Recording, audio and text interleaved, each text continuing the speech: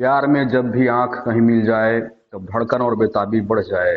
जब कोई गिनता हो रातों को तारे तब समझो उसे प्यार हो गया प्यारे। 22 जनवरी सन 1982 को रिलीज हुई थी बच्चन साहब की one of the best film सत्ते पे सत्ता। कमाल की कहानी यानी आज इस फिल्म के 42 साल पूरे हो गए। चलिए आज इस फिल्म से जुड़ी कुछ बड़ी ही दिलचस्प कहानियां जानते हैं।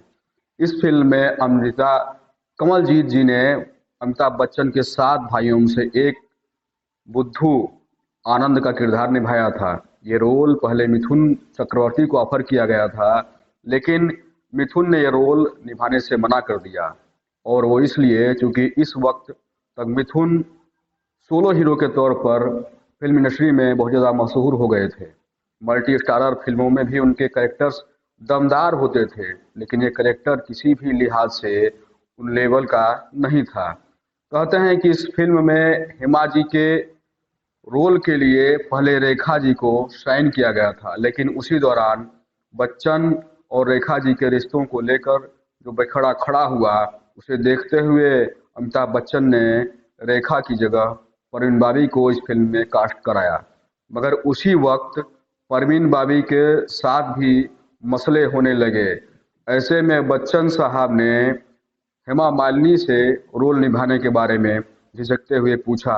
झिझकते हुए इसलिए क्योंकि उन दिनों हेमा मालिनी गर्भवती थी। मगर जब हेमा मालिनी ने फिल्म में काम करने के लिए हामी भर दी तो अमिताभ बच्चन और डायरेक्टर राज सिप्पी बहुत ज़्यादा खुश हुए। यूट्यूब पर ये फिल्म आज भी आप देखेंगे तो मौजूद है। अगर आप गौर से देखेंगे तो हेमा मालिनी के जिन दृश्यों में साड़ी दिखी, उनमें उन्होंने अपने पेट को काफी छिपाया हुआ है।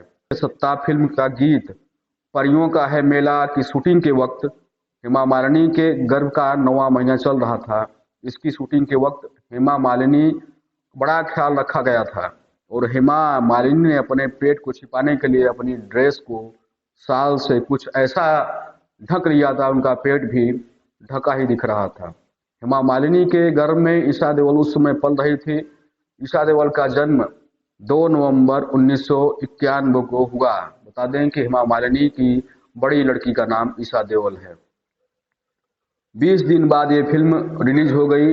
हालांकि कहा जाता है कि फिल्म के रिलीज के बाद हेमा मालिनी और डायरेक्टर राज सिप्पी से नाराज हो गई थी, और वो इसलिए क्योंकि उनके सारे सीन्स उस फिल्म से लगभग काटे जा चुके थे।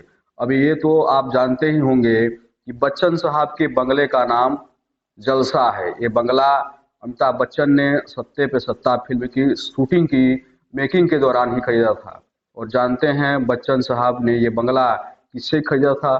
सत्ते पे सत्ता फिल्म के प्रोड्यूसर यानी निर्माता एन सिप्पी साहब थे। अब कुछ लोग दावा करते हैं कि सिप्पी ने ये बंगला अमिताभ बच्चन को गिफ्ट किया था। बदले में बच्चन को कोई मेहनताना नहीं दिया गया था, जबकि कई जगह कहा जाता है कि अमिताभ बच्चन की फीस एडजस्ट की गई थी। इस बंगले की कीमत के साथ बाकी की रकम अमिताभ बच्चन को चुकानी पड़ी थी। सत्य क्या है ये तो हमें भी नहीं पता, लेकिन ये बात सत्य है कि अमिताभ बच्चन से पहले इस बंगले के मालिक रमेश सिप्पी हुआ करते थे, और उस वक्त इस बंगले का नाम जलसा न होकर के मानसा हुआ करता था। अमिताभ बच्चन के ज्योतिषी ने इस बंगले का नाम मानसा से बदलवा कर जलसा रखवाया। और एक रोचक बात जो इस बंगले से जुड़ी है वो ये कि साल 1975 में आई अभिनेता धर्मेंद्र और अमिताभ बच्चन की सुपरहिट फिल्म चुपके चुपके का टाइटल ट्रैक को जो जया बच्चन और अमिताभ बच्चन की पर फिल्माया गया था, वो इसी बंगले में पिक्चराइज किया गया था। उस वक्त अमिताभ बच्चन और जया बच्चन ने भी सोचा होगा कि एक दिन ये दोनों इस बंगले के मालिक होंगे। तो साथियों, बच्चन साहब की धाकड़ फिल्म सत्ते पे सत्ता की अनसुनी और रोचक कहानी आपको कैसे लगी, कमेंट करके जरूर बताइए। अगर वीडियो पसंद आया हो तो वीडियो को लाइक शेयर सब्सक्राइब करिए। मैं राजू सम्राट फिर ऐसी एक कहानी के साथ आपसे मिलूंगा। तब तक के लिए स्वच्छ रहिए, स्वस्थ रहिए, व्यस्त रहिए और मस्त रहिए। धन्यवाद।